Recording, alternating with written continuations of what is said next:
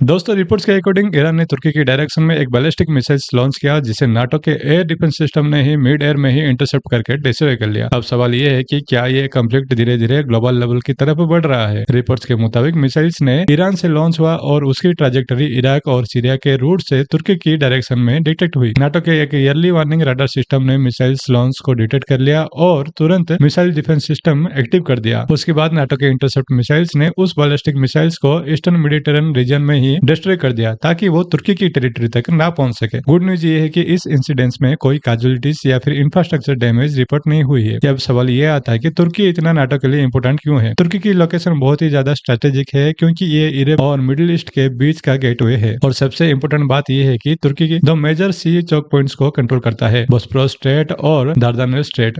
ये दोनों roots black सी को मेडिटेरेनियन सी से कनेक्ट करता है। इस वजह से नाटो के लिए तुर्की की मिलिट्री इंपोर्टेंस बहुत ही ज्यादा बढ़ जाती है। तुर्की में एक मेजर नाटो मिलिट्री बेस है, इंसिलिक एयर बेस। यहाँ नाटो और यूएस फोर्सेस का स्ट्रेटेजिक प्रेजेंस है और किसी मिसाइल्स का टारगेट तुर्की होता है तो उसका मतलब डायरेक्ट नाटो फोर्सेस को थ्रेट माना जाता है। नाटो का एक पावरफुल आर्टिकल है आर्टिकल 5। इसके अकॉर्डिंग अगर किसी नाटो मेंबर्स पर अटैक होता है तो उसे भी नाटो कंट्रीज पर अटैक माना जाएगा, लेकिन क्योंकि मिसाइल तुर्की की टेरिटरी पर हिट नहीं हुआ इसलिए आर्टिकल 5 एक्टिव नहीं हुआ। फिलहाल सिचुएशन टेंस जरूर है, लेकिन नाटो ने क्लियर कर दिया है कि वो डायरेक्टली इस वार में एंटर नहीं होगा, लेकिन अगर कॉन्फ्लिक्ट एस्केलेट होता है तो ग्लोबल जियोपॉलिटिक्स पर इसका बड़ा इंपैक्ट देखने को मिलेगा। तो दोस्तों ऐसे ही वीडियोस के लिए हमारे चैनल को लाइक करना मत भूलिएगा।